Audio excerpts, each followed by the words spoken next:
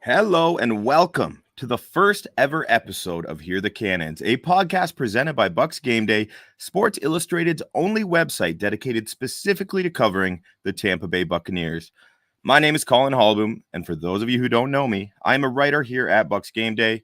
You can find me on Twitter at SI_Buccaneers, and I have the privilege of hosting this first Hear the Cannons podcast alongside two very talented Bucs beat reporters. First, I would like to introduce you to our very own Liam Cohen lookalike, the guy who just finished his 175th draft profile for our site, a few of which may have been written while sipping on pewter-colored pina coladas on the deck of a cruise ship with Warren Sapp. You guessed it. I'm talking about none other than our boy, JC Allen. JC, how you doing? What's going on, guys? Happy to be here. Happy to launch this up. I got to fix my lower third. It says Josh or Allen, JC Allen. Y'all know the deal. This is going to be awesome. This is going to be an awesome podcast. We've got so much planned for you throughout the year, into the season, special guests, players, coaches. You never know who's going to pop on here. Awesome analysis by everyone on the team. We'll be rotating different guys out here. Obviously, we have a couple people in here today, but we've got so many more talented people on this team that are going to get their chance to shine in front of the mic. And I couldn't be happier to do this the day before draft after exhausting, like you said, 175 player prospect write-ups with my best fits in some of these rounds. So the draft is tomorrow. Can't wait for it. It's here finally. And then we get to go talk about, schedule release and OTAs and fun stuff like that. But happy to be here with you, Colin. Happy to be here with you, Caleb, and happy to be here for Bucs Game Day's first ever Hear the Cannons live podcast. Well, you name dropped our other host, JC, which I don't really appreciate, but I'm going to get to my dramatic intro anyway. We have another gentleman whose work ethic is unrivaled. This guy pumps out more articles a week than Antonio Brown does inappropriate tweets. Ladies and gentlemen, the aforementioned Caleb Skinner. Yeah, much like JC said, I'm just super stoked to get this thing going. It's been in the works for a while now. A lot of behind the scenes going on. You guys can follow me at CHS Noel. Obviously, I'm Caleb Skinner, pumping out articles as often as I can for Bucs Game Day. Also going to be on Texans Game Day here shortly, once ever that officially gets announced. So excited to expand my reach amongst the NFL. Previously used to write for a Florida State platform back in my time after college. So Florida State grad there. So any of you guys out there that went to Florida State fans, go ahead and give me a shout out there as well. But looking forward to it. We've got great guys here, obviously with Colin and JC. You got David, and then all of us, River, Logan, Dustin, everybody over at Bucs Game Day doing a hell of a job. So excited to get going with this with you guys. No doubt. Thank you, gentlemen. Now, I think it's important just to highlight once again what we got going over at Bucs Game Day. Again, Sports Illustrated's only website dedicated specifically to covering the Bucs. I mean, we've talked about it already. JC's positional player profiles. He's got a ton of those. My final first round mock draft went out just over an hour ago. So we'll get into that. And then just daily coverage, news articles on a wide variety of Bucs related topics. I mean, credentialed coverage, locker room access all year long, press conferences, one-on-one interviews, OTAs, training camp, regular season playoffs. We got River down in Detroit covering the NFL draft live this weekend. So, I mean, and we're going to have some pretty exciting guests, I imagine, with some of the pull from all that access on this podcast right here. So please make sure to like, subscribe, tell your friends, tell your family, all that stuff. So the little notification bell. That's so it. Every time we go live, y'all can get notified and come join the crew. That's it. So for today's episode, let's get right into it, gentlemen. First off, we're just going to briefly touch on the positions of need. I think that's been pretty well documented. So we'll probably fly through that because I think most of our listeners are pretty well acquainted with some of the team's most pressing needs. We're going to play a little game I came up with called Approve or Deny, and this is just a way to get these guys' opinions as well as my own on some of the possible targets that Jason Light and his staff could be considering with the 26th pick, assuming they stay there. We'll also consider alternative scenarios, of course. We're going to get into some of JC's best fits, and then my final mock draft, and then maybe time for another hypothetical game for us to play. So first off, gentlemen, biggest positions of need. Okay, I've got it written down in any order, however you slice it: guard, center, edge, cornerback, inside linebacker, wide receiver, tight end, running back. I think those are potentially the most important needs, but I want to open that up. JC, do you see it differently in terms of maybe you want to give us what you think are the most pressing needs for this football team at this juncture of the offseason? Do you disagree with any of those picks? Where's your head at, man? No, I think those are, when you break them down, those are the Bucs needs. I think I might add safety on there too, just because while they did bring Jordan Whitehead back, the only other safety after releasing Richard LeCount earlier today before the draft, one of the safety they have on their roster is Kayvon Merriweather, who's an undrafted free agent. Had to start 2 games, performed admirably. The Bucs are really high on him. He's one of those Iowa guys. Those Iowa, safeties are some of the smartest in the bunch. And they liked what they had out of him, but after that, you don't have anyone there. Christian Izien can play safety in a pinch, but at 5'9", he's not the ideal size for it. So I would put safety in that mix as well. The Bucs met with quite a few different prospects. My safety preview will be out later tonight. We'll get that up so you guys can check that out, who my best fits are and everything like that. So I would put safety. I think in terms of ranking it, I think edge is still the number one priority on this roster. They need a premier pass rusher, a guy who teams have the game plan around and consider at all phases. Guy who can put up 10 sacks a year with ease consistently. They haven't had that on this roster in a really long time. So I think that's the biggest priority, the biggest need, and everything flows from there. The pressure on the quarterback, the sacks on the quarterback, make it easier in coverage, make it easier out for everyone else to do their job. Getting some of those strip sacks from a guy like that can put your offense back on the field. So I think that's number one priority. I would go with probably guard next. I think center is a big priority, but I think if you need to, you can roll with Robert Hainsey for another year. But guard, they did bring in Sue Opeta from the Eagles, and they brought in Ben Bredesen from the Giants to compete for that role. I know a lot of people are like, well, if you get a center, you can throw Robert Hainsey in that mix, but we don't know what Robert Hainsey looks like at left guard. He had like a handful of snaps before Jensen went down. So nobody knows what he looks like that.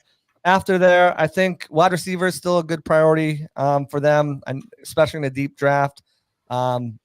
Remarkably, Evans and Godwin stayed healthy all season, but if they go down, you're looking at Trey Palmer and Rakim Jarrett on Devin Tompkins. So there's not a lot of depth at that position. Inside linebacker, you can make a case. Defensive tackle, too. They did sign Greg Gaines back. They signed William Golston back, but you're looking at 2 guys who are older in age and don't really provide a lot of pass rush. So it wouldn't surprise me if they made that a priority. Jason loves the trenches. He talked about it at the owners' meetings, that he's always looking for trenches. So there's been a few names attached to them as well. A few guys they brought in for 30 visits and met with at the combine. So we'll get into all those and stuff like that. But I think you hit the nail on the head. A backup running back to spell Rashad, different style of play, hard hitter, a tight end, because tight end group is still young and there's nothing left in free agency. That could be a fit, but you can't address every single one of those needs. So they're going to have to pick and choose really where they're going to prioritize, but still edge is number one for me. And just got to kind of hope and pray that one of those guys falls to you. Yeah, because after all, that's 9 different positions right there. So as you said, we're not going to have the opportunity, or the Buccaneers will not have the opportunity to fill all of those. Now, Caleb, how would you feel about the Buccaneers in turn? Like, we all know Jason Light, especially when it comes to offensive linemen, interior offensive linemen, he's had great success finding players in those second, third, even fourth or later rounds, often from small schools. And there's been a lot of talk about, some interior offensive linemen who might be available at 26. We're going to get into this a bit, but I'm curious, do you think that makes it less likely? Or do you think, a player like Graham Barton or Jackson Powers Johnson could be in play at 1, even though that would counteract what Jason Light's shown us in terms of his trends as a decision maker in the NFL draft? Those are the top 2 guys there, if you really think about it, when it comes to the offensive line, especially interior wise. So I don't think you necessarily need to reach there when you can guys like BB later. You can get them in the middle rounds. You can get a guy like Mason McCormick there in the middle rounds as well. That could perhaps even outplay them if they are developed properly once they do get into the NFL. So I don't think you necessarily need to reach there. I'm more along the lines, with JC, that, edge is probably the biggest need there for the Bucs. First and foremost, you need to start getting pressure on the quarterback so that you give the secondary some, less time there for them to have to cover, elite wide receivers in the NFL, because all the wide receivers in the NFL are elite. So you give your secondary less time to have to cover their guys. You're going to put pressure on quarterbacks, have to get the ball out quick and faster. You're going to be a much better off defense there. Your secondary is going to improve. Your sacks and your pressure, QB hits, everything of that nature is going to improve as well. But I think you stay, the status quo if you're Jason Light. You continue to attack those middle rounds when you're looking at the offensive line. Go and attack one of these other positions that you might need a little bit more, especially when it comes to edge. I don't necessarily know if corner is there, but like JC said, we're kind of thin there, kind of looking as Zion McCollum being the starter opposite of Jamel Dean there, which he's kind of unproven as a starter. He has improved each season. So it is his chance to show what he has and his ability. But moving forward, you're going to need some depth there as well. So you could look at a Cooper, a Kool-Aid, guys of that nature in that realm of the world when you come to pick 26. So it'll be interesting to see where we go. All right, I want to get a little more specific with it. You mentioned some of the cornerbacks. You mentioned Jamel Dean. This could be his last year in Tampa, depending what they decide to do with him. We're going to play a game called Approve or Deny, and here's how it works. I'm going to throw out a player, a scenario, assuming the Buccaneers stay at 26, and this player is on the board, and the Buccaneers make that selection. Okay, I'm going to go back and forth between you two, and you're going to tell me whether you would approve or deny of the pick at number 26. So Cooper DeJean, all right, out of Iowa. He's a cornerback. Lots of talk of like maybe he's better suited for safety. Would you approve, Caleb, or deny the selection of Cooper DeJean at pick 26? We had mentioned, one of those Iowa safeties, and when you talk about Iowa secondary period, they're top notch, So bringing in a guy like Cooper DeJean obviously was one of the top most talked about guys in all of college football this last season. And obviously that's for good reason, because Iowa's offense couldn't do anything. And a lot of their success came from their defense. And a lot of that came from being able to stop the passing game, which is huge in today's day and age of not only college football, but pro football as well. You see what he's able to do on the field, really lock down corner, can play man, can play press coverage, can also play zone. So he's really the whole package. I really like what he's able to do, moves his hips well, is able to play that lockdown corner position. I think he's a great replacement for with Carlton Davis leaving, going over to Detroit in that trade where we got that extra third round pick. I approve of that wholeheartedly. I'm definitely in the same boat personally. Big fan of Cooper DeJean. Incredible athlete, probably the best run supporting corner in the draft. So full support coming from me, and I think JC, I'm going to speak for him, feels the same way. Yeah. JC, I'm going to group these two guys together. I already mentioned the interior offensive lineman, Graham Barton, and or like I'll let you differentiate if you like, offer your opinion on both if it's different, but Graham Barton or JPJ, Jackson Powers Johnson. Graham Barton, of course, left tackle for the Duke Blue Devils, expected to kick inside, most likely to center in the NFL. And Jackson Powers Johnson, Remington Trophy winner, best center in the nation. One mean SOB, many call him the next Ryan Jensen in terms of his tenacity on the field, how he's always hunting for action after the playing through the whistle. Do you approve or deny? Would you approve or deny the selection of Graham Barton and or Jackson Powers Johnson? It's a complicated question, right? So we're assuming that every other prospect is off the board and these guys are there. With Graham Barton, I think he was an attractive pick for the Bucs, especially nationally. And even locally to an extent. You look at the situation, there's a hole at guard. Well, Graham Barton can play guard. Well, Graham Barton can also play center. The problem with Graham Barton is this was earlier on in the draft process, and it seems like now the national media, scouts and everything are starting to catch up to the NFL draft board, and it doesn't feel like Barton's going to be there at all. It feels like he's going to be gone much sooner than that. If he is there, though, and I have to choose between Barton and Jackson Powers Johnson, I'm going Barton there over Johnson, and I'll tell you why. Jackson Powers Johnson, JPJ, we'll call him from now on. He's a center only. That's what he is. He's pure and simple. He's a center. He's a damn good one. As you mentioned, the Remington Trophy winner for the best center. He's mean, nasty, moves people with ease in the run game, tremendous upper body strength, a good anchor and pass protection, active hands, outstanding grip strength. But then there's some caveats with him, right? He's only got 1 year of starting experience. His arm length isn't great. He's got inconsistent knee bend. which can lead to leverage issues. And he was flagged 8 times in 13 games in his final season. And now we're starting to hear some medical red flags about concussions and other injuries that could be there as well. While in Graham Barton, he played tackle. He played center his freshman year. He played tackle. He can play guard. He can play center. If you take a guy like Graham Barton, who has that flexibility in positional value, he's a guy who explodes out of his stance, has great balance, positioning, can sustain blocks, grip strength is outstanding. He blocks to the whistle. He's mean too, just like JPJ is, but his athleticism is out of control with quick feet. You look at his 40 time, 4.9, 540 at 311 pounds at 6'5". Like, that's just crazy, No, but his arm length, again, he's one of these guys. That's why they're kicking him into center, kicking him into guard. I'm not saying at tackle because he's got arm length that's kind of short. He can be a little grabby. He's the anchor better against power. But if I'm going with one of these guys of the two, give me Barton strictly for the fact that now I have flexibility in the draft. If I take Jackson Powers Johnson and I wanted to grab a guard later, but there's no guards available, now I'm kind of stuck. If I take Graham Barton, now I have him at center. I can play him at guard. So it comes down to that 3rd, 4th, 5th round. Let's say there's a center that I like. Well, now Graham Barton's playing guard. Let's say there's a guard that I like. Well, now Graham Barton's playing center. So I'm riding with Graham Barton, and I'm going to say no to JPJ.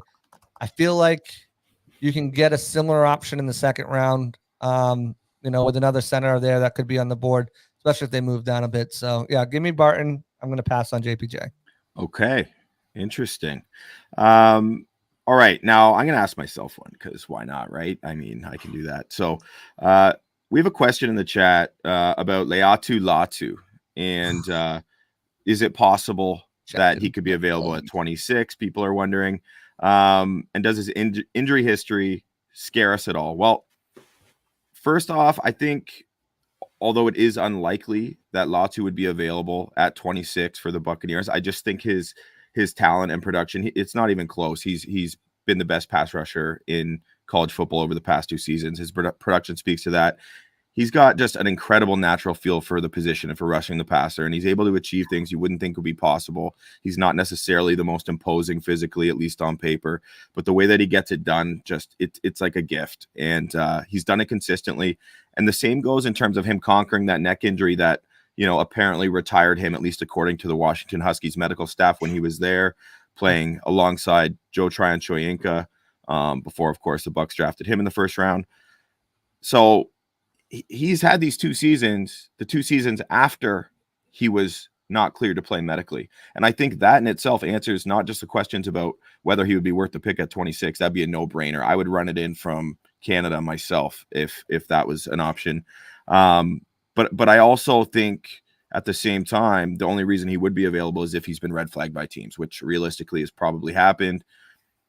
But in terms of how much I believe in Latu's talent and whether he'd be worth it at 26, I actually took a little bit of a flyer in my final mock draft. I have him going 8th overall to the Atlanta Falcons, which I really hope doesn't happen as someone who covers the Tampa Bay Buccaneers, because I don't want to see him knocking the you-know-what out of Baker. But is it Tristan Wirf's comment inserted, JC? Is that what you're about to say? No. I mean, yeah, he'll handle him. But I think the thing about Latu is with the thing about the neck injury, which makes you really nervous, is you look at a guy like Leighton Vander Esch, right? He was a linebacker when in the 1st round had his neck injury and retired him early. I think Latu, the way he works, though, and that was just 6 years for Vander Esch. If you get 6 years of Pro Bowl level talent with Latu, I mean, let's face it, Baker's not going to be here. Mike's not going to be here. Levante. And you want a guy who can play longer than that. But I mean, even if the worst case scenario is Latu has to retire medically in 6 years and you get 10 sacks, you get 60 sacks out of him, that's an A+ pick for me. I love the guy. And, I like your optimism that he might be there, even though you took him early. Daniel Jeremiah is one of the most respected, draft analysts out there. He just put out his final mock draft tonight. He had Latu slipping at 27. So, and he's dialed in more than most people. So there's a potential possibility that he could be there. I still doubt it.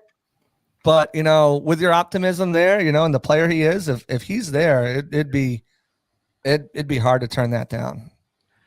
It'd be incredible. And I think the Buccaneers, for whatever reason, maybe there's no justification behind this train of thought of mine, but I feel like they're pretty strict on injuries and their medical team is pretty strict. So I feel like there's guys who must have been flagged in the past. I have no idea how they feel about Leatu Latu's medical background, but that's just a feeling I have. Anyway, let's keep this moving along. I want to talk about another edge rusher who has frequently been mocked to the Tampa Bay Buccaneers. He was the 26th.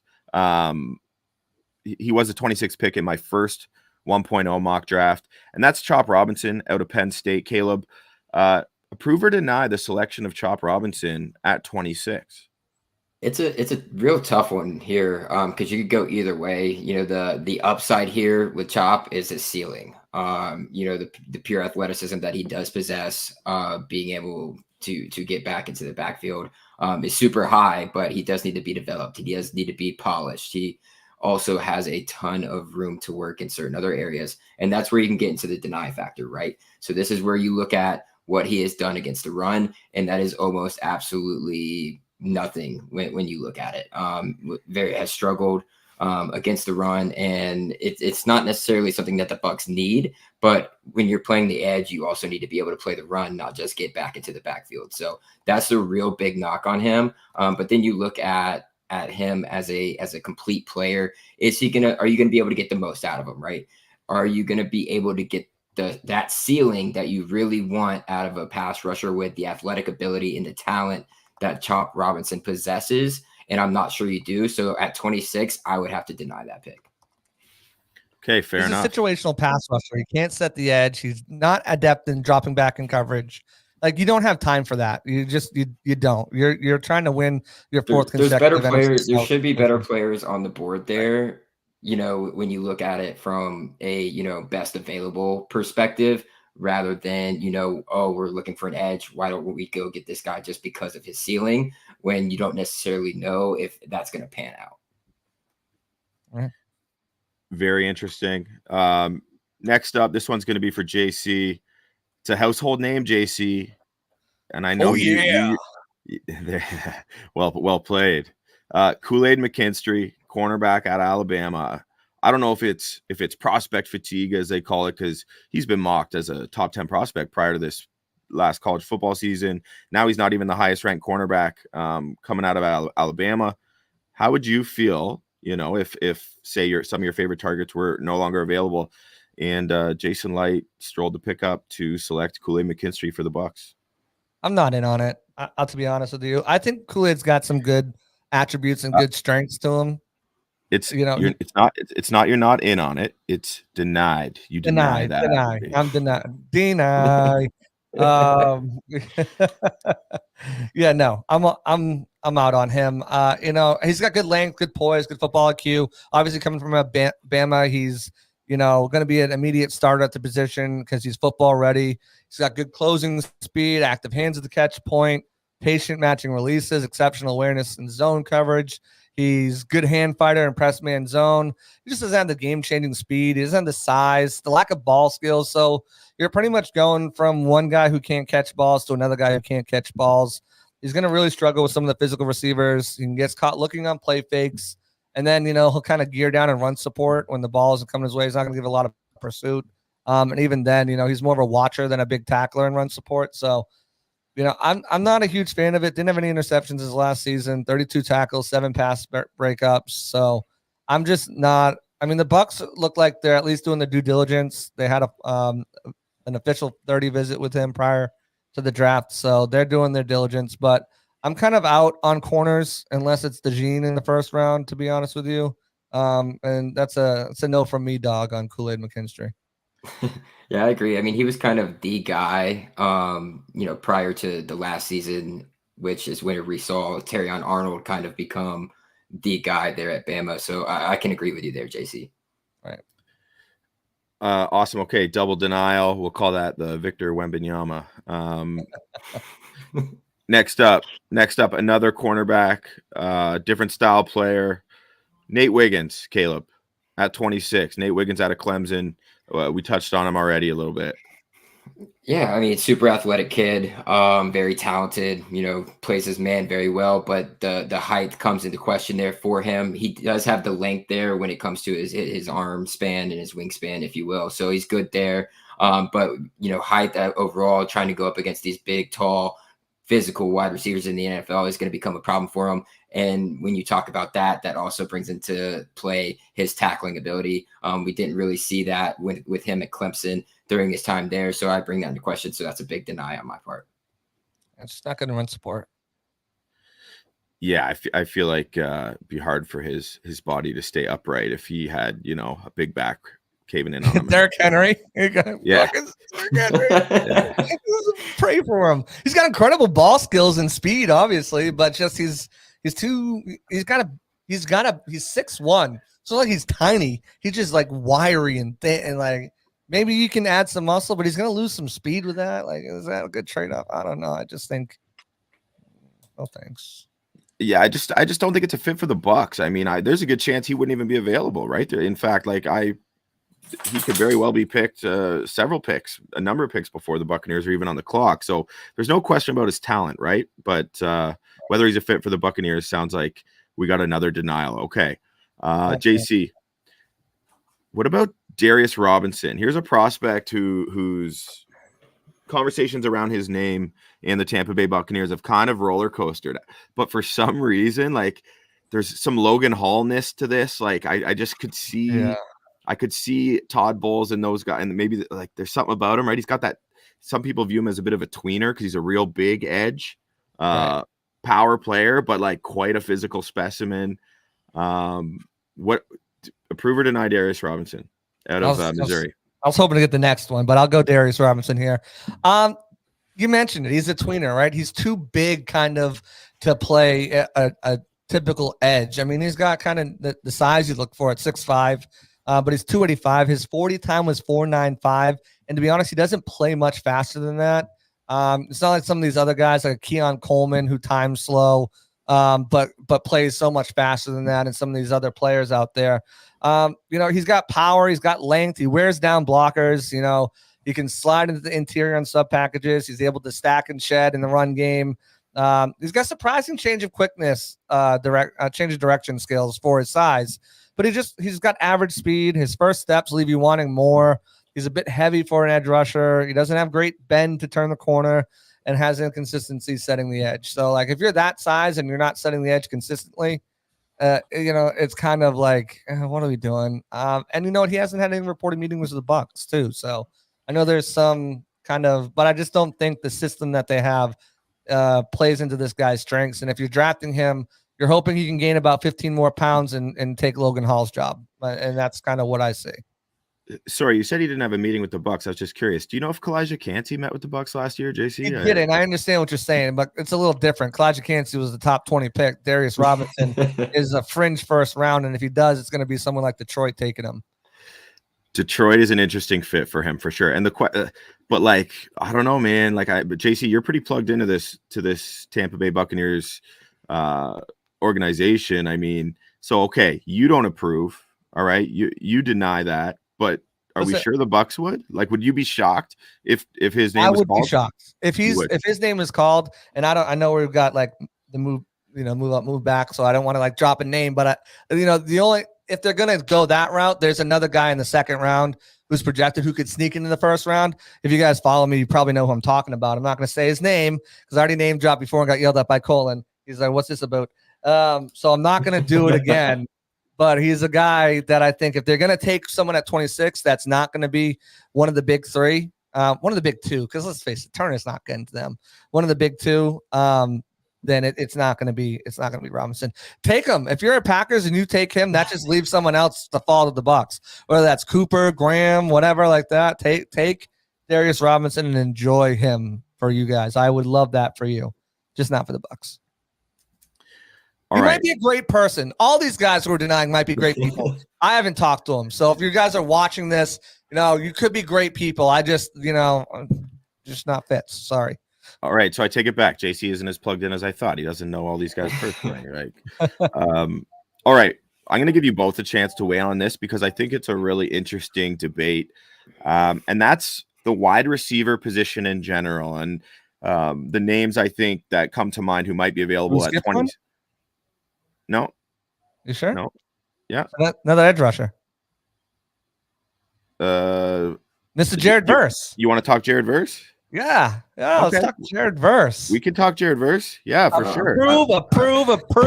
Well, yeah, no doubt, 100%. Yeah, I think that's probably why we're not talking about it, because it's an absolute approval. So we can continue on with the wide receivers. And Daniel Jeremiah has him going 26 to the Bucs in his latest mock draft. Hold out hope that he could be there. All right, we'll go talk wide receivers now. Sorry.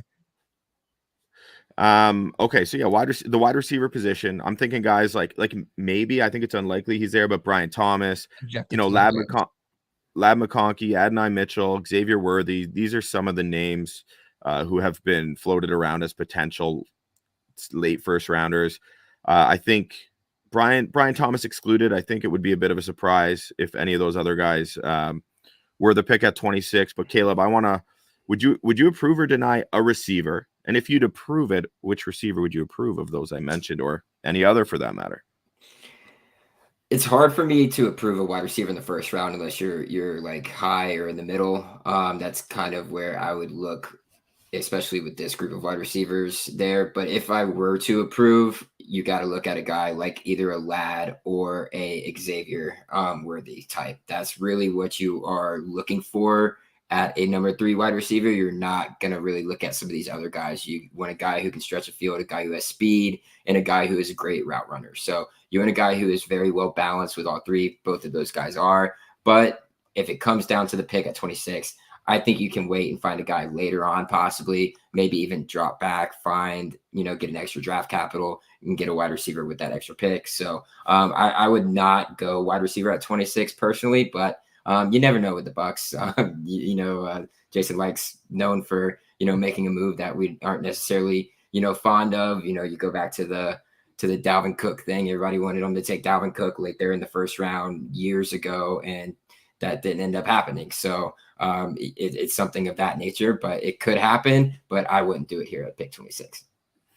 How about you, JC? Let's throw it over to you. I want your take on this. Yeah, give me Brian Thomas Jr. all day long. If he's there, I'm taking him over guys like Graham Barton and JPJ, to be honest with you. Ooh, over Graham Barton, eh? Yeah. Give me Brian Thomas. This kid's going to be an absolute stud. He's T. Higgins light. He's uber athletic, size, speed, easily finds and fights for the ball in air. His transitioning to a runner is smooth, yards after catch. He needs to improve his better, route concepts and stepping into crisper cuts. But he's got tremendous upside to be a top flight receiver in the NFL. I mean, he was just 68 receptions, 1,177 yards, 17 touchdowns. He had a formal interview with the Bucs at the Combine. Give me Brian Thomas Jr. right now. If all the other guys are gone and now you're like, okay, kind of like, what do we do now? I like Lad too. Lad McConkey out of Georgia, 5'11", 186, 4'3", 940. He's a junior. Both of those guys are juniors, so they're still young. But Lad, he's a smooth route runner, tremendous footwork and release, allows him to beat slot or outside defenders. You can play inside and out, has a long speed to take the distance. He's kind of better slot receiver to begin with, but he can play outside kind of like Godwin, and that's preparing for life after Godwin right there. You can play him outside while Godwin plays inside this year, and it'd be amazing. He's got a small frame. He's not going to be like a contested catch guy, big jump ball. His catch radius is limited, but they can, when he's in blocking on the edge, they can kind of get washed out a little bit. But man, he just had a heck of a season there. He hasn't had any meetings with them, but there's a pretty good reason for that. His wide receiver coach is the Bucs' new wide receiver coach. So if everyone's gone, give me Lad. If Brian Thomas is there and the edge rushers are gone, and Newton's gone, give me Brian Thomas Jr. all day. Brian McClendon is who JC is referencing as the Bucs' new wide receiver coach. Spent last year in Georgia. Also, for anyone who doesn't know, Todd Bowles' son is a Georgia Bulldog somewhere along the depth chart there as a linebacker, big recruit. I'm a little scared, though. I don't want any bias to enter the picture. There's no bias with Lad. He's that good. I'm calling right now. If Kansas City doesn't go tackle, they go Lad. He'd be so much fun in that offense. Yeah, I mean, he if he could stay healthy, he'd be fun a lot of places. I just don't know if he's worthy of a first round investment. Aether Agony, pardon me if I'm not pronouncing that correctly. Lad is that dude for sure. He says on YouTube, aligned with JC Allen. In terms of Brian Thomas, though, I'm with that 100%. If he were to slip to 26 and the Tampa Bay Buccaneers front office jumped all over it, I would be fully in support of that. Okay. I want to talk so I got a couple names here. If the Buccaneers, let's be clear. This has happened one time in the decade or so that Jason Light has been running the Tampa Bay Buccaneers. One time has he moved up, and it was one spot. And it was, let me tell you, it was worth it, folks. And that was to draft all-pro, hopefully a perennial all-pro one day. Don't want to get ahead of myself, but yeah, why not? Future gold jacket wearing Tristan Wirfs. So it was a good decision. But traditionally, Jason Light is far more likely to move back in the draft, acquire more assets, and spread those kicks at the can all over the place. Are there any players that you would be okay with the Bucs moving up for? Are there any players you think they might? I have a few names I wrote down here, and you can chime in on those or introduce your own, whatever you choose. But Quinyon Mitchell or Terrion Arnold, the top two rated cornerbacks, no matter what order you have them in. I mean, I would be pretty dang excited if either of those players were, announced as Buccaneers in tomorrow around this time. Well, a few hours after this. Brock Bowers, and I'm on an island with this. But man, I think the Buccaneers, and I also recognize, I guess, like Liam Cohen, it's not usually running. He likes a 3 wide receiver set, so it's unlikely. But man, would I love me some Brock Bowers. I think he is an incredibly special prospect, and I would love to see him in this offense with Mike Evans and Chris Godwin on the outside. And then Laiatu Latu, I already confessed my love for him and what I think he could become. I would be open to the Buccaneers moving up for him as well. But let's start with you, JC. If there's anyone you have who you could get behind the Buccaneers moving up for, and how might you see that coming to be? Nah, I don't think so. And I think there's this pocket of prospects that you hope to be there at 26. And if not, you're like, oh crap. But trading up for any of them, they're already down a 6th round pick. They're already down a 5th round pick. They're down a 6th round pick next year. I just don't see them parting draft talent. Now, I mean, if it's like 1 or 2 spots and you trade that 3rd round pick for like an early 4th and a 5th round pick to kind of bridge that gap, because right now they don't have a pick from 125 to 220. You guys know Jason Light. He's not sitting there for 95 picks without picking. He's just not going to do it. At some point, he's going to move back and acquire more, or move up and with a pick swap. And like I mentioned, let's say he moves up to 21, right? And he gives up 92 and gets a 4 and a 5 back or something like that, something crazy like that. Then I could see something like that happening. But for the most part, I don't think they're moving up. I think if anything, and I tweeted it earlier on, heading the other direction is more likely in my thought process and scenario here. Caleb? Yeah, I'd have to agree there with JC. I don't think any of these guys necessarily move the needle for you to give up enough to move up, further into the draft.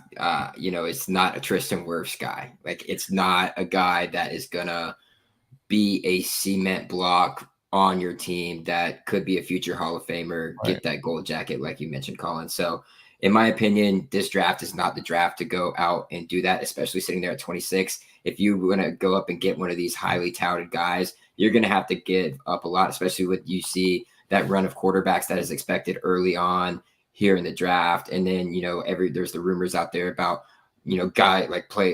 teams, trying to move up as much as possible to try and get an offensive tackle there in the draft as well. So there's a lot of movement and a lot of stuff going on right now already early on. These guys are going to start to drift back a little bit more because of that. And so I think you'll have a chance to get them. If not, I don't think it's really worth it to give up, more draft capital, even in later drafts either. So I agree wholeheartedly with JC. And, it's part of Jason Light's history. You don't do it, especially there in the 1st round.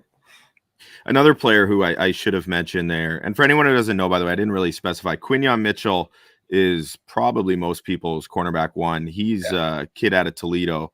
And Terrion Arnold is Alabama. He was Xavier Kool-Aid McKinstry's running mate there.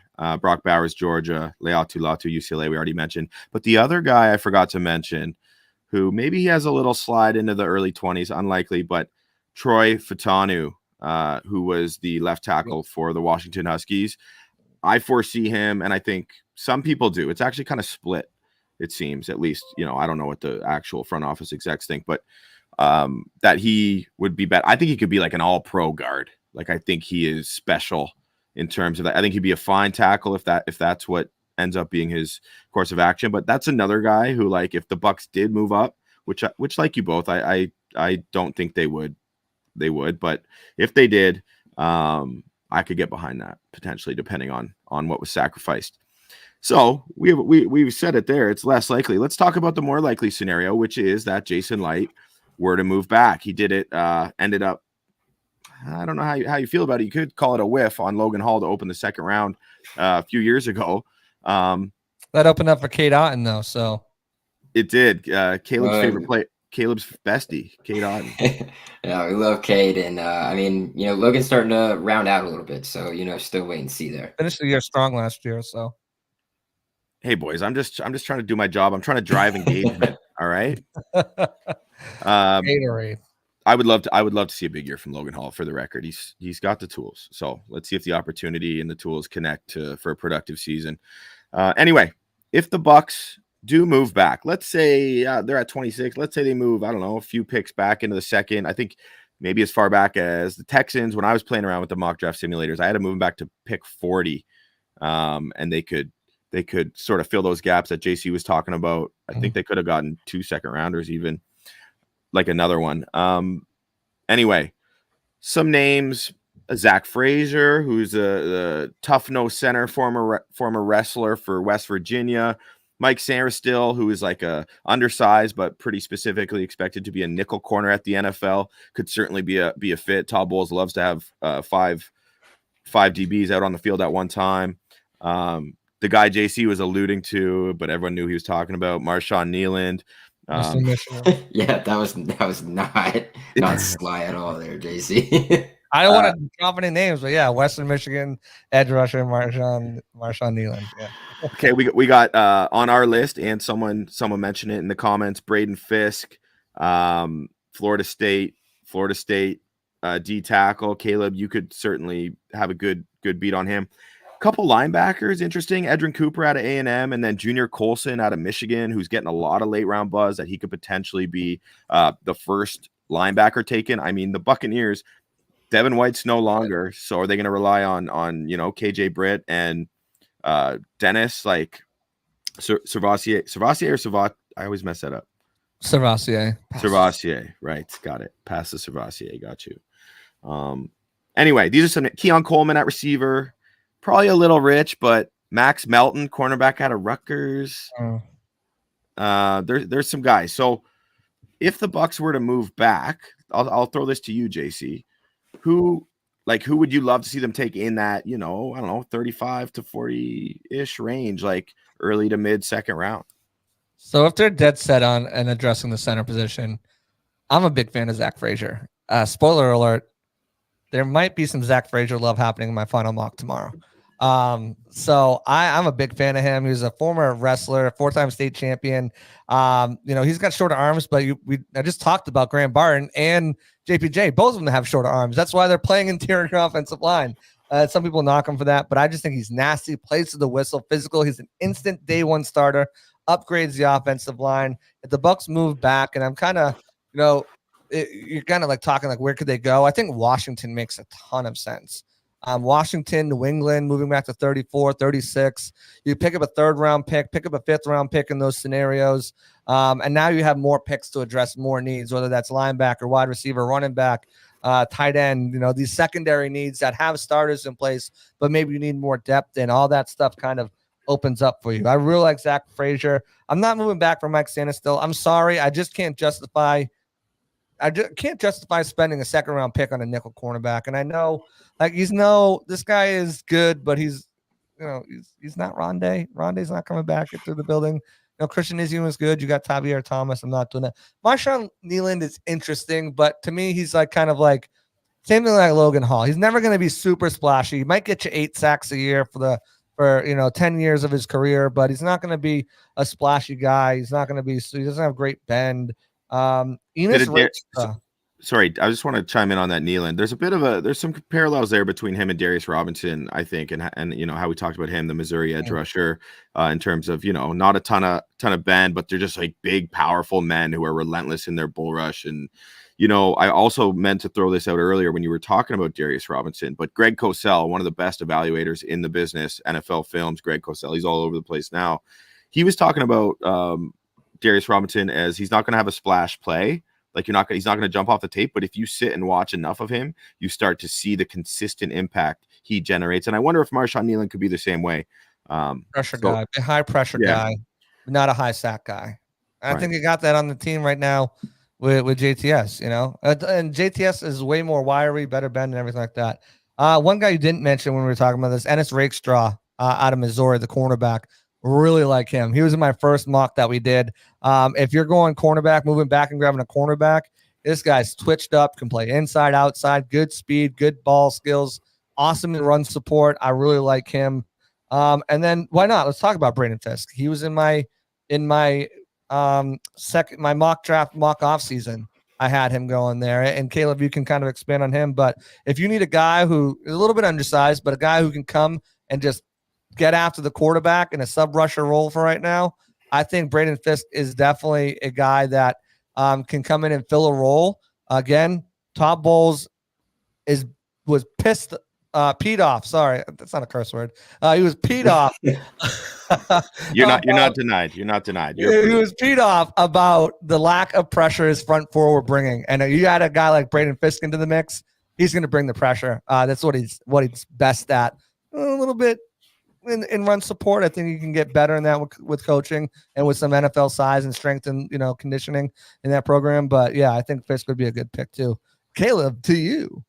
Yeah, I mean, obviously being a Florida State fan, Florida State grad, I paid very much attention to Braden Fisk. So he, coming from a small school, his last year playing and, coming in, he had to have shoulder surgery.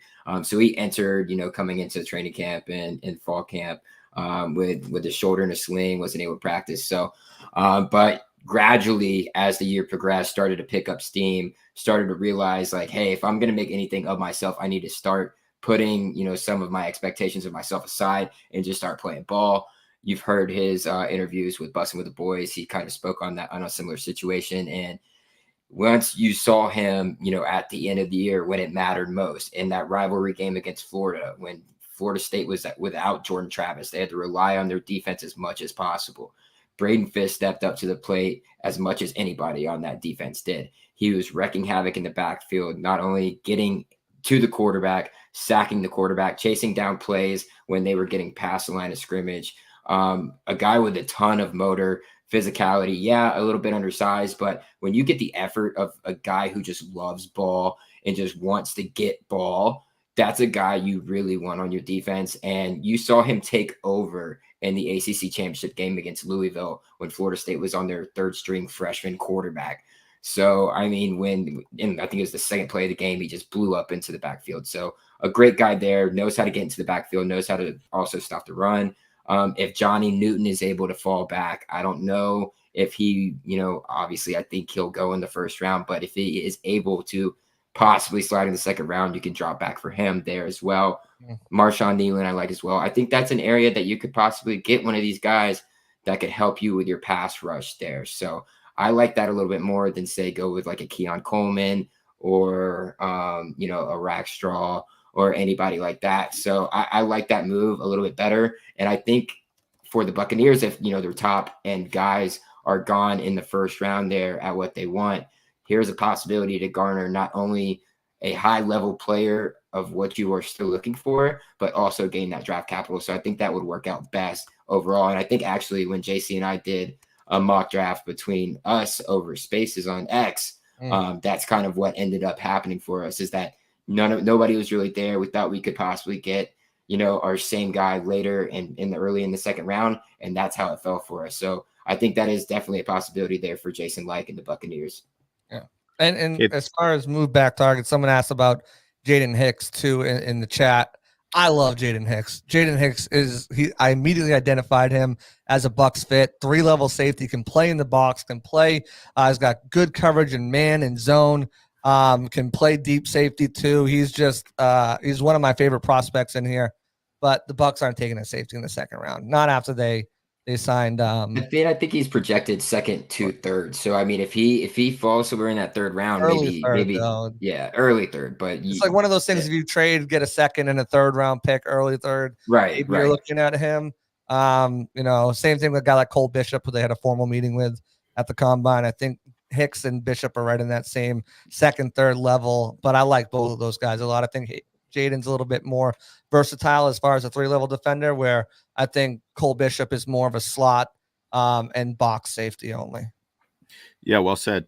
Jaden Hicks is like 6'2" too. I like his size, but he does get tripped up though, and gets his pad level turned when he takes on blockers. So that is a bit of a question mark when it comes to him. Christian Haynes is a guy out of UConn, a guard. Like he's kind of in that next year. I think early. Oh yeah, okay. So then I don't want to spoil the lead here. So, but if you're going to talk about him, that's great because I'm a fan of his and I could see that going down. So, anyway, let's get right into it then. Let's move along. JC's put a lot of time and effort into his best fits. It's a great read. So make sure you head over to BucsGameday.com to find that. He's broken it down by position group and who he thinks some of the best fits would be for the Tampa Bay Buccaneers based on a variety of criteria. Obviously, first and foremost, the player, but a fit. How would they fit with this team? Being pretty familiar with, Todd Bowles on the defensive side and the front office and the types of players and profiles they look for in drafting based at least on what they've done over the past 10 years or so since Jason Licht has been at the helm. So, JC, take it away, my dude. Tell us about some of your best fits and, try not to talk for an hour, but try and deliver us some good info like you have Lord, been. I'm a rambling man. No, it's funny because like we were just talking pre-show and like I went through my best fits and I only have one first-round player out of all these best fits. The rest of them are either second or projected to go second round. And you brought up a guy in Christian Haynes, so let's talk right about him, right? Let's get right to Christian Haynes. I really like him. He's my best fit. He's got a high football IQ. That's what they're looking for. Smart, great character, plays with good strength and athleticism as a blocker, plays with good leverage and grip strength, and is excellent space making. In space, making him a perfect fit for the zone blocking system. He doesn't have the size or length teams generally like at the position, can get a little grabby times and struggle with power.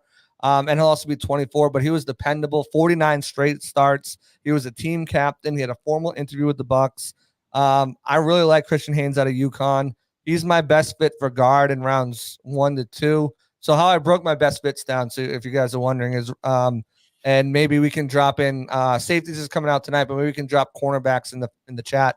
And from cornerbacks, you can get to every other position if you're interested in that. I'm going to try to put together a best fit, all my best fits into 1 or 2 articles tomorrow too, so you can reference those. But best fits in round 1 to 2, 3 to 4, and 5 to 7. So if we're talking guards, I got Christian Haynes in there as best fits. I also have Fatano and Barton as well. But I feel like they're going to be long gone off the board before they get to him. But Mason McCormick is another guy, small school guy. Jason Licht loves these small school guys. Got a nasty meter. Good athleticism would fit in the Bucs zone system. It makes a lot of sense there. Another guy we didn't talk about in the first round, my only first round best fit here is going to be Johnny Newton. And for whatever reason, this guy is, and again, we don't know because none of these insiders are looking at draft boards. Let's just be honest here. They're not. And teams aren't leaking stuff to them. We'll get a little bit more trickle coming, probably tomorrow throughout the day of what teams might really like. But no one knows what these guys are doing. But I don't think Newton should be available at 26. If he is, it's hard not to make him. And I know everyone's saying, well, we just went defensive tackle with our first pick the last 2 years, but He's a different type of animal, and he can improve your pass rush, even from the defensive tackle spot, so much. Played at Illinois, 6'1", 304. Didn't run because he's dealing with a foot injury. It's a partial fracture, which is why he's got some red flags and when he could drop.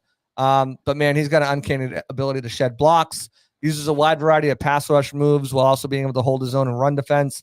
Explosive first step. Knows how to use leverage to his advantage and has a motive that never stops going after the ball. Again, he's one of these guys, him and Byron Murphy, a little undersized, 6'1" for the position. Doesn't have great flexibility and bend. He's not going to be a guy where you can consistently put him on the edge and kind of flex him out that way. In a way you can with Kalijah Cansey. I remember Kalijah Cansey's lined up at the wide 9 a few times last season.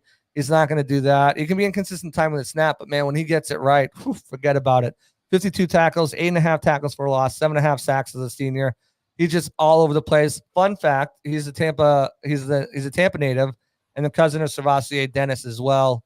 Hasn't had any reported visits, but again, as my guy Colin reminded me, neither did Kalijah Cansey last season. So it's one of those guys where I think it'd be an absolute perfect fit for them. Guys in the chat, any of you guys want, or Colin, Caleb, any positions you guys are keen on, kind of best bets, and I'll fly through some of them for you. I mentioned position wise. Yeah, position player. Yeah, I'm curious about the corners, like the Phillips kid from Kentucky. I'm not sure if he made your list. And then I mentioned Max Melton from Rutgers. Those are a couple cornerbacks who I'm very interested in. But yeah. I don't know if they're necessarily going to be in the Bucs sweet spot, like Bucs picking late in the second Andrew as Phillips is. Talking about? Sorry? Andrew Phillips out of Kentucky. That's right. Yeah, so Andrew Phillips, Kentucky, did not make the list. He was in consideration. I do like Andrew Phillips. What did I tell about him? Physical cornerback with great length, well-versed in a variety of coverage schemes, but excels in man press. Again, that's why I didn't have him in there, because it seems like the Bucs are transitioning to more of a zone. So I stayed away from that man, some heavily man press guys. There's another guy who I think is going to be drafted really high. The kid out of Boston College, Eli Jones, but I didn't even write him up because he's so good in press man that I just don't think he's going to be a realistic option for the Bucs there. But Andrew Phillips has great acceleration, burst to quickly close on the catch point, adequate play strength, position versatility, can play inside outside at 5'10", 190. But he doesn't have great size. Again, 5'10", 190. Can rely on his speed too much. So 4.48 speed, he can rely on that too much, especially when he gets beat. And can't always play with the best technique because he's like, I got the speed, I can catch up with him. He doesn't always display fluidity to quickly turn his hips, opening room for easy separation. Only 2 years of experience. He doesn't really play corner for more than 2 years. So needs to have better anticipation and instincts to be a playmaker on the ball. Man, I have some bad stuff to say about it. Can overshoot the ball carry and run support, and isn't as comfortable in zone as he is in man coverage. He only had 5 pass breakups, 0 interceptions his junior year. I thought he probably could have stayed another year and would have been better for him. For my best fits at cornerback, I went with, how awesome would this be? TJ Tampa in Tampa. I thought that he was a guy who could definitely fit in, has good height, speed, position versatility, can play inside, outside. So if someone, you can have him kind of challenge Izzy and Ian McCollum for starting spots right off the get-go. I think he'd be good. A guy who I had in the third, fourth round section for corner is Chris Abrams-Drain. I really, really like this kid, just kind of watching him. He's out of Missouri. He's 5'11", 179, so it's a tick hair under what the Bucs like. Usually it's like 180 and above, but I think he can put on that extra pound. But elite footwork, agility, the ability to quickly flip his hips in coverage, good instincts and range in zone coverage, the lateral agility to stick with receivers. He's aggressive in run support, has tremendous ball skills, 40 pass breakups, 7 interceptions in college. But again, he lacks ideal size and strength. He's got to get more play strength on him. He'll struggle in contested catch situations because he's 5'11", and can get too high in his back pedal sometime. And because he's got that 4.44 40, again, another guy who can rely on his speed. But 16 pass breakups, 4 interceptions last year. Had an informal meeting with the Bucs. I think he'd make a lot of sense there. And for the later rounds, to that 5 to 7 best bet would be Dwight McLaughlin out of Arkansas. He's a guy that has some height, 6'1", 185, 4.47 40 was a senior there. He's got the height, length you can't teach with good instincts and awareness in zone coverage, superb route recognition, tremendous ball skills, and is a strong tackler. However, as a former wide receiver, he's still developing fundamentals at the position. He needs to become more of a downhill force and run support, and needs to play with better leverage and body control. Finished his senior year with 20 tackles, 9 pass breakups, and 3 interceptions. Another guy who had an informal meeting. He's more of a developmental guy. You probably grab him in the 6th round, but I do like him as one of my best bets at cornerback. Okay, thank you. Very informative, JC. We got a couple questions in the chat I would like to address. We got a question about Sione Vaki, who is like I'm definitely butchering his name, so I apologize. But I remember this guy. He played both ways. I think for Utah, but he's a running back, right? Yeah. Well, he played running back. He's a safety now, but he played running back. Right. Anyway, my understanding as it relates to him is he's likely more of like a special teamer, practice squad guy, like depending what position he pursues. I don't know, JC, you could correct me if I'm wrong there. But I don't think I don't think he's someone who's going to get drafted very likely, and definitely probably not by the Bucs. That would be I didn't have him as one of my fits there. I think he's 6th to 7th range, but more likely a priority free agent. You know, he does have decent speed at 4.51, downhill speed to come in and hit, but he's got his instincts and coverage just don't match up. And it's going to really kind of hurt his chances of being a steady defensive player at the next level. Core special teamer. Yeah, I think so, but he doesn't have the speed to be a return man or anything like that. I didn't see the fit with him for the Bucs, so I didn't write him up. I don't have like a detailed write up. But yeah, just wasn't a guy I think is going to be on the Bucs radar. Okay, and we also had someone chime in asking about Xavier Legette, South Carolina wide receiver. I'm a fan of Legette, honestly. I think he's a fantastic contested catch type of player, like can go up and get it. And I feel like he's got a lot of room to improve in terms of his route running and adding nuance. And obviously, like things were a bit of a backyard football type of playing over there with Rattler tossing it up to Legette. But I think if he gets in the right system and adds some of that nuance and more refinement, adds to his route tree, like say he ends up, say the Kansas City Chiefs take a flyer on him at the end of the first. I mean, that's yes. I mean, he just had a 30 visit with the Bucs too. Right. True. And I've seen some people put him at the Bucs at 26 in some mocks as well. No doubt. And then, Xavier Legette is in the same territory as a player we haven't touched on much, and I want to get Caleb's opinion specifically about him. Real quick, let me just kind of give you my breakdown on Legette while we're on him, because I almost put him as a best fit, but I don't see him falling to the Bucs at 57.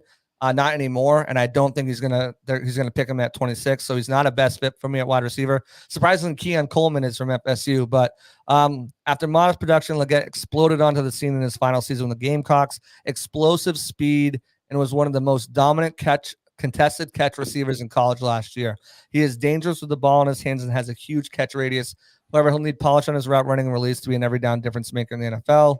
And again, he just recently had a top 30 visit with the Bucs. So, I mean, this is a kid that I really like too. I just don't think he's going to be available unless somehow the Bucs trade back. And even if they do trade back, I don't think they're going to prioritize a wide receiver in the 2nd round over some of the other needs. Well, I also think there's a ton of wide receivers in that realm, right? Like right in that area in the 2nd, 3rd round. You talk about a Keon Coleman, a Ricky Pearsall, a Roman Wilson, Troy Franklin, guys of that nature are all still going to be probably around there in that area of the field. So depending on where they go, I think Xavier Legette will probably be one of those first guys off the board out of that group of wideouts. Carolina, a lot to talk about Carolina, so he could end up playing against the Bucs next year. You never know, very likely. Apparently, he made the claim, in fact, that they had promised him if he's there at 33, they're going to take him, which Dave Canales, former Bucs OC, who is the head coach there, disputed, saying he says that to everyone. They always ask, hypothetically, when we pick you, what's the first thing you do? So smooth talking Dave Canales kind of weaseled his way out of that one. Whether or not there's smoke to that fire, I'm not sure. Couple names I wanted to just throw out. Ben Sinnott, K-State tight end, Malik Washington, receiver out of Virginia, Javon Baker, right? Wide receiver out of UCF. He's a really intriguing to me, very talented player, but maybe not in the sweet spot for the Bucs. Chris Jenkins out of Michigan. Like these are, 2nd round guys. Xavier Thomas out of Clemson is like a former like number 1 overall recruit, and he's like, at least according to mock drafts, like he could be available in the 4th round. I mean, that's good value. Or the Mo Camara from Colorado State. His name's picking up. Yeah, Mo Camara is nice, and his name's picking up a lot of steam. And then Jordan McGee at a Temple is interesting. If the Bucs were to wait on inside linebacker, he's a guy who seems, I say shooting up draft boards, I mean like consensus media draft boards, because we don't really know what's going on behind the 32 different facilities and their personnel departments. I think I have McGee in the 4th round, maybe 5th round. Well, he went to the same university as the head coach of the Tampa Bay Buccaneers. 4th round. He's a 4th round guy, 3rd or 4th round. I think he's more 4th round. I went to Temple, 6'1", 228, 4'4", 540. Quick feet, speed to pursue the ball carriers. In the run game, he'll fly to the ball once he zeroes in on his target, shows the ability to slip blockers in space. Has athletic range to cover sideline to sideline and stick with backs in coverage. Lacks ideal size at 6'1", and play strength. Can be late in his reads and anticipation, which can hinder his ability to stay ahead of blocks once he's engaged, and once he's engaged, he can struggle to shed. But he did have an informal meeting with the Bucs, 80 tackles, 14 for loss, 3.5 sacks. So he can get into the backfield too, which is a nice plus. Yeah, so I wonder if the secret's out on him. Like early on, PFF, you could nab him with like your last pick at like 220 or whatever it is for the Bucs. That's not going to happen on draft night. Yeah, Trevin Wallace for like 246, and he's not getting out of the 3rd round. I'll bet money on it. Yeah, but another, we got a comment about North Carolina State linebacker Peyton Wilson. He's a tough one to forecast because like there were even rumblings he could be like sneaking into the 1st. That's not going to happen. But he could potentially go pretty early on day 2 on Friday. A super, super talented freak. Like some of his highlights really pop off the tape. Butkus Award winner, as Russ Lawson so aptly chimes in the comments. And the Chuck Bednarik Award winner too. Mm-hmm. There you go, multiple awards. He's a dog, but there's some injury concerns there, which could potentially red flag him. Linebacker. Yeah, so that's interesting. I think Bolton and Cooper go ahead of him. I agree. Just because of the injury. I mean, he's fast. He's one of the best athletes in this draft.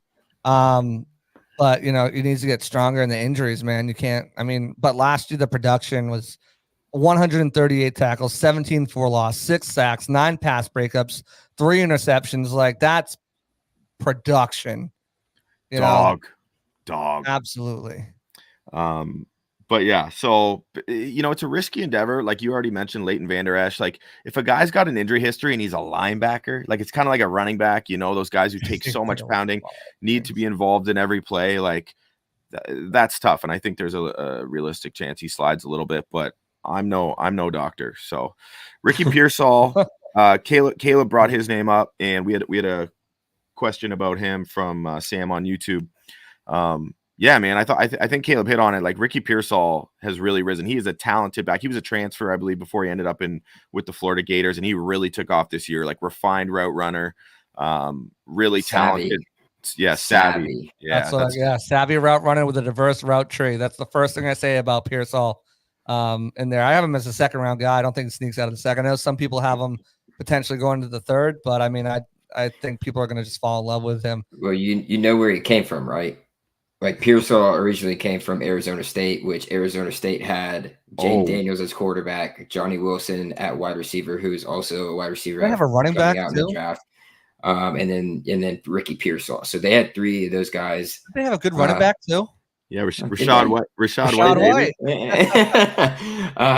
But yeah, so like incredible that all these guys started, out at Arizona State and are now going to be, guys coming out in the NFL draft this year. But Ricky Pearsall, absolutely dirty, nasty wide receiver that didn't get a lot of attention because he played at the University of Florida this past season. Not on a great team, so didn't get the national love that Keon Coleman did at Florida State. Even though numbers might say that Ricky Pearsall might be the better wide receiver and might go higher and is rising up draft boards a little bit more so than Keon Coleman is. You've seen the catch he's able to make in traffic. The way he's able to separate from defenders is unbelievable. Just very smooth, very crisp in and out of his routes. So I really love what Pearsall has been able to do and being able to rise his draft stock, even playing on a very not highly looked at team this past year, even though, Florida Gators obviously being in the SEC, obviously going to be watched. But Pearsall is a huge, huge wide receiver that you could go get. Not quite, your Lad McConkey type, but possesses that same type of skill. Beautifully articulated, and all the more impressive when you consider your roots as a Florida State Seminoles fan, man. Appreciate the objective I'm telling analysis. And Knowles. And these like crafty guys like a Ricky Pearsall, like I think Sean McVay, like look what he has done with players like Cooper Kupp and now Puka Nacua. I mean, you don't necessarily need to be a 6'4" basketball, like jump out the gym kind of guy. There's other ways that you can contribute in today's NFL, and OCs are getting more creative in terms of how they can get players the ball in space and get them to do work. So, yeah. Now, in terms of, I want to throw this out there. Running back. We got a question about the running back position. Do we think the Buccaneers, like it's one of the 11 positions we listed that are a potential need. I'm being facetious, but is there a chance they use a pick on a running back? I think the answer is yes. Now, that would all depend on who's available, right? I really believe that the Bucs front office is gonna, because they have so many areas where they could benefit from an infusion of talent. I think they're really gonna take a best player available and stay true to their board. So it really depends how everything shakes out. It's not like yes, they for sure will, but they certainly could. I don't know, JC. Do you have thoughts on Blake Corum and how he would fit with this team? We got a question about Blake Corum specifically. Yeah. I don't know if he's necessarily. I mean, actually, he's a bit of a bruiser. If you got him later, like combine him, his low, too small, man. It's 5'7". Like he's 5'7". Like I just don't think he fits what the Bucs are looking for. If they're gonna go, so I'll give you guys a few names, and I'm not gonna go into my full breakdowns. Read them. You guys have to do some work and go read them. But I'll give you, let's see, I'll give you 4 names to look for between rounds 3 and 4. The first one is going to be Marshawn Lord out of USC. Another guy who can kind of pick up the tough yards, but he can do anything. I mean, guy made 47 missed tackles for 457 yards at the contact last year. He's in the passing game as well. Another guy, Audric Estime out of Notre Dame, 5'11", 222, 4.71 40. Don't let that fool you. He's a guy like Keon Coleman. His game speed is much faster than his time speed. He is a bulked up downhill back that's going to get the tough yardage. Everyone looks at him and look at that size, 222, 4.71. He must be slow.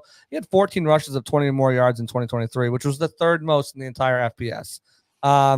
So he's a guy who I think can punish. Ray Davis out of Kentucky, 5'11", 5'8", 211. So he's a little bit smaller, but he's got a lot of familiarity with this new Bucs offense because Liam Cohen was his offensive coordinator in Kentucky, and he's the kind of guy who's got a similar but different enough skill set to Rachaad White. You can make it work. And if you've been listening to me at all through the draft at all, you follow me, I am an Isaiah Davis stan out of South Dakota State, 6 foot, 218, 4.57.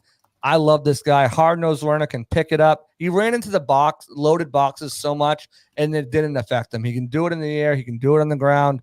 He had an informal interview with the Bucs. Really big fan of Isaiah Davis. He's my best bet for round 5 to 7. Ray Davis, my best bet for rounds 2 to 3. Although if I go back in time, I might put Marshawn Lord or Audric Estime, even though I did mention them in my best bet. But those are 4 guys to look out for. I don't think they go round 2. Jonathan Brooks, they had a 30 visit with him. And I don't think, later in the draft, like round 7, Kendall Milton out of Georgia is a name to watch. Little tough bruiser running back. So those are my guys. I like you talking about Audric Estime's game speed. I mean, the time, raised some eyebrows, but anyone who knows, they're probably not worried about that with his punishing style. Like I even read, I forget whose draft guide it was, but something about Audric Estime's game speed is reminiscent of JC Allen running to grab a lounge chair by the pool on the Bucs cruise. And I thought that was just super bang on, right? Game speed faster than the 40 time. I think this is a good opportunity, Caleb, for you to just how good is Trey Benson, dude? And yeah, I mean, it's called the layup right there. He's doing a great job at it. Yeah, I don't think you necessarily go get Trey Benson early. I think you're comfortable with what you have, Rashad White and Chase Edmonds there in the backfield. Trey, as much as I love him, he is kind of that one trick pony. He is kind of not going to really go in between the tackles. He's going to look to get into open space as soon as he possibly can and just take off. Even though he's going to have tacklers all over him, he's going to be able to shed them.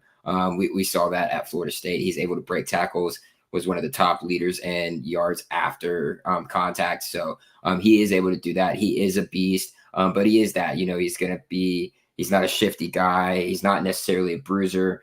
He's not going to run somebody over, even though he does break tackles. He's just kind of slippery, shifty, can just make guys miss, even though it's not, eye popping.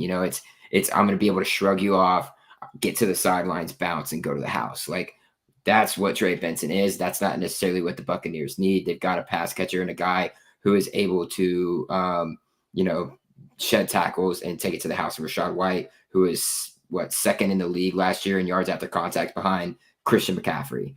So they've got that guy in Rashad. So they don't necessarily need to go get a guy like Trey early in the draft. You didn't mention Braylon Allen, but kind of a guy like that who you can hand the ball off to at the goal line and really trust that he's going to just punch it in there. So I agree with JC with his picks. I love Trey, but not a guy that the Bucs need to go reach for here. I like Trey Benson. I had him in my second mock. So, I mean, I like him. I don't like him anywhere other than like 89, 92. I don't like him earlier than that, but I think he'd be a good player for the Bucs He sure. He won't be there at 89, 92. Right, which I don't think that's going to be the case either. Yeah, now we got a question about, the possibility of the Buccaneers drafting a quarterback on day 3, and I'm just going to get to this. Michael Pratt mentioned definitely an interesting prospect out of Tulane. I just don't see it, primarily because the Buccaneers have so many other needs. And I mean, Kyle Trask hasn't stepped on the field and they blew a second-round pick on him. So I'm sorry. I'm going to give Jason Light and that staff their flowers.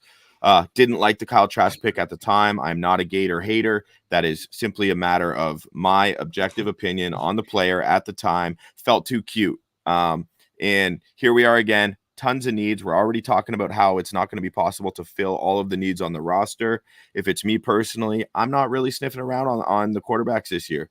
If they love a guy, sure, I'll give them the benefit of the doubt. They're better at their jobs than I am at mine. Definitely better than I am at their jobs. So, they get the benefit of the doubt talking about the Bucs front office, but not necessarily something that I see anywhere close to being a necessity. I think there's too many other needs. Devin Leary, round 7, maybe, because he knows Cohen's system and can kind of be like that bridge in the room between Cohen and the system, and kind of guys can pick. Also, what is he like in this situation? What is he like in that situation? But other than that, I just don't see it. Yeah, or you get an undrafted guy. I will throw out one potential for you guys. So let's say, and it doesn't look like it's going to happen, but let's say Michael Penix comes and he's at number 2 in the second round. He's available at 57 in the second round. Do you take a pause and consider that there? Remember, Baker Mayfield has a history of inconsistency. He's technically on a 1-year, year-to-year basis deal. You can get out of him after this year. You can get him out of after next year. Before year 3, you have to either, you move on or you restructure because it's too crazy. Would you take a look at Penix seriously in the second round if he fell there? I'd rather the team jump on a Justin Fields who's on a 1-year deal and his rookie contract's going to expire. I think there are quarterbacks to be like you either can't get an assessment of that though. You're not going to extend Fields with Baker on the roster. You know what I'm saying? No, I'm saying if they were to move on. I'm just saying, I think what I'm ultimately getting at is there's quarterbacks in the off seasons. Okay, I get it. Sometimes it's a real struggle, but I don't like the idea of using one of your top 2 picks to address a position that hypothetically could become a need if the quarterback you just paid $100 million completely falls on his face. If that's the case, you're walking all over yourself. I think you got to focus on putting the best team you possibly can around that quarterback, Baker Mayfield. Trust your decision to re-sign him. You brought back Mike Evans. I mean, that just is what it is. I agree. I just was throwing it out there, hypothetically. Sorry. No matter how good Penix has been the past 2 seasons that we saw him at Washington, you have to remember the guy's torn 2 ACLs. I am not spending a second round. Very nice letter to the GMs about that, Caleb. Okay, well, it still doesn't change the matter of fact that happened. I know maybe he needs to write a letter to BucsGameday and Caleb Skinner at CHS. No, there's my address. Go ahead and shoot it out to me. But I'm not spending a second round pick on a quarterback, albeit, yes, has been incredible the past 2 seasons, but folded in perhaps the biggest game of his career and wasn't able to get the job done or even look remotely close to who he was all the games previous to that, and has a history of very serious injuries that, another one or another 2 of those happen, your career is most likely done because you're not going to be able to move around. All right, gentlemen, I'm going to cut us off there because we're going to keep going. Now, I, had planned to kind of take you guys through certain parts of my mock draft, which dropped earlier today, my final mock draft on BucsGameday.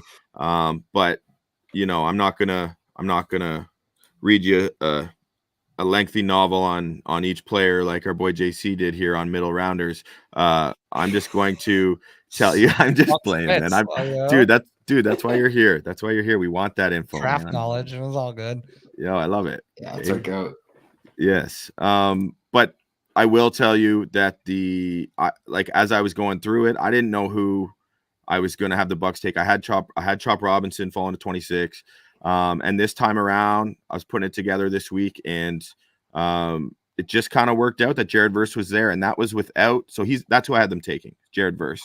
There we go. A little applause. Yeah. If you've been listening to the whole show, I think you're aware that we all would approve emphatically that selection at 26. I think it would be a phenomenal scenario to present itself.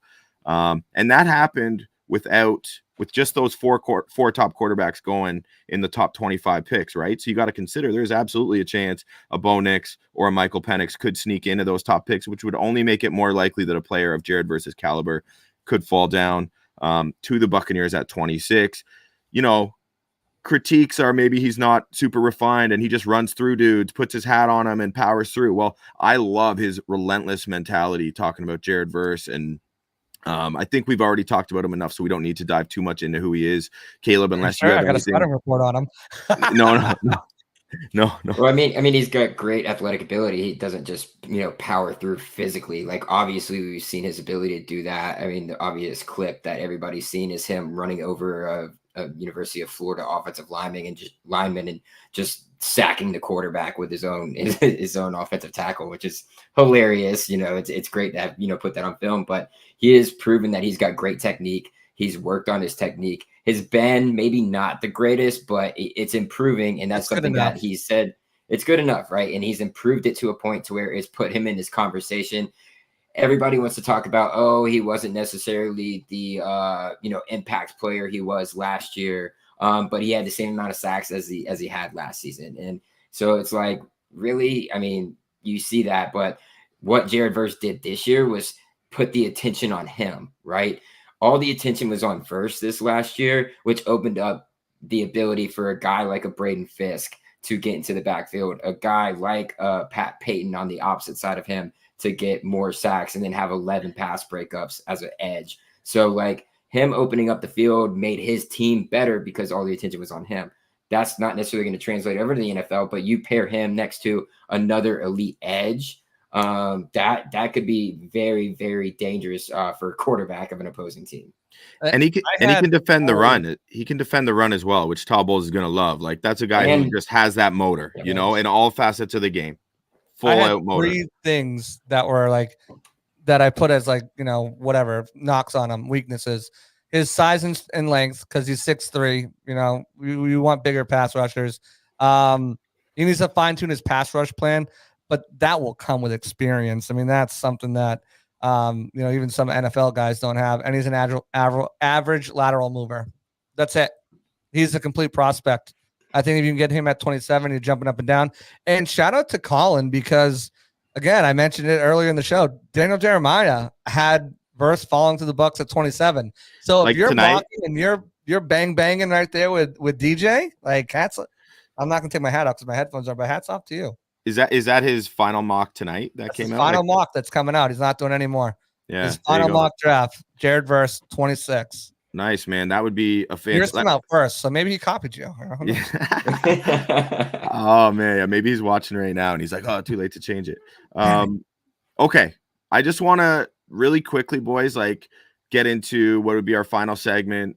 First episode, I don't expect our episodes to generally go on this long, but our first one being the night before the NFL draft, let's live a little, right? So here we go, closing in on an hour and a half, and I think we're going to wrap it up within the next 6 or 5 minutes. But I want to play best case, worst case. So we each have an opportunity to pick a best case and a worst case scenario that could arise for the Buccaneers at some point during the NFL draft. I'm going to kick it off because I think it lends kindly to the segment, or to talking about Jared Verse. I think the best case scenario, in my humble opinion, is if Leatu Latu slips to number 26 in the first round and the Buccaneers get who I believe a player who is a bona fide pass rushing stud who can come in and contribute double-digit sacks potentially right away, and I think would absolutely transform the lethal nature of the Buccaneers pass rush, and therefore, help their entire defense so much. I'm a huge Latu fan.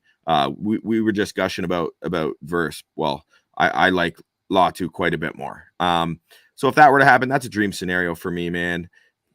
The worst scenario would be if Latu fell and then the Bucs passed on him, because then I would be in shambles. But that's a bit of a cop out. I don't know. I'd probably have trouble getting over them taking like a tweener at 26, like those guys we mentioned. No disrespect to them. They're dogs as prospects, and they're going to find a home. You mentioned Detroit, JC, as a really good one for a Darius Robinson or a Marshawn Nealand.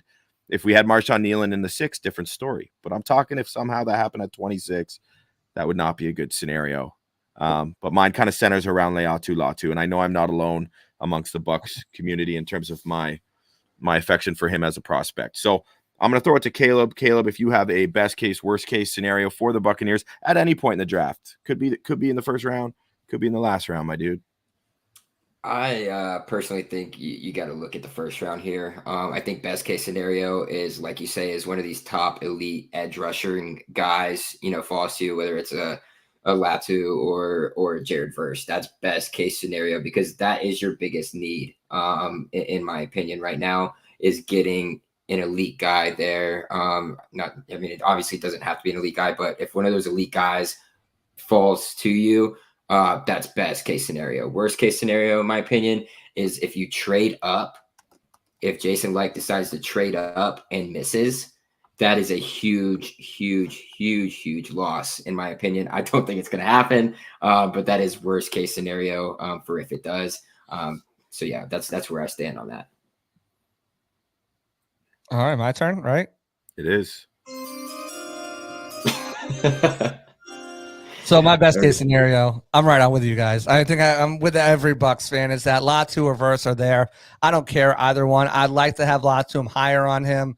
Again, we talked about the injury concerns with Latu. If you get 6 Pro Bowl level seasons out of him and he's got to retire medically, I'm fine with that. But either him or Verse, give me one of those guys at 26, and I think the Bucs would be very happy. Otherwise, my worst case scenario, neither of those guys are there. Johnny Newton's not there. Cooper DeJean's not there. Graham Barton's not there. Jackson Powers Johnson's not there. Brian Thomas Jr. is not there. And the Bucs can't find a trade partner to get out of that pick. And while I said, we talked about some of the guys, Ladd McConkey, I do like him. But then have to kind of maybe adjust their board and reach for Zach Frazier or reach for a Marshawn Nealand or Ennis Rakestraw in that first round, because they can't move back. I think it's going to be interesting to see if Verse or Latu are there. I really still don't think they're going to be, even though the optimism from DJ's last mock and obviously your mock, I don't think they're going to be there. I really would like, if Newton's not there, Johnny Newton, if those 3 guys aren't there, I really hope the Bucs move back. I really do, because I don't think there's a prospect there that trumps getting an extra pick or 2 in the 3rd and 5th round to bridge that gap and to get an extra impact player. I think the meat and potatoes of this draft, you can get multiple starters in the 2nd and 3rd round. So that's where I'd like to see them, kind of do if those guys aren't there. But worst case scenario is they can't do it. They got to pick. Well said. I think we're all pretty much in agreement there, and I think we speak for a lot of the Bucs fans out there as well. So, I mean, that pick is going to be going down in a little bit over 24 hours from right now. So what better time than to debut the Hear the Cannons podcast. It has been an absolute pleasure. Got to give a shout out to one of the most talented writers on our staff. You haven't seen him because he's in the back, the podfather himself, David Harrison, who's producing this from behind the scenes. He needs a shout out, even though he doesn't want it. Sure. Special shout out, of course, to my co-host this evening, Caleb Skinner at CHS Knoll and JC Allen at JC Allen NFL. It's been real, boys, and look forward to doing it again. To everyone out there, thank you so much for joining us for this pilot episode. There will be many more, and there will be many guests. So we got some good guests up our sleeve. I think it's important. Next week's. There we go. You want to tease next week's? Hey, JC, take it away, man. You want to tease next week? Next week we're gonna have Rashad White on. So boom, there it is. Boy just threw it out there, did he? That's confidence, baby. So we're gonna have none other than Buccaneers starting running back, one of the best backs in the league, Rashad White, joining the show next week. So that being said, tell your mother, tell your favorite coworker, tell your least favorite coworker, tell everybody you know. Make sure you're subscribed to the Hear the Cannons podcast. Make sure you turn those notifications on. We look forward to seeing you next Wednesday with Rashad White. The NFL draft, less than 24 hours away. Let's get it. Thanks for joining us. Be well, folks.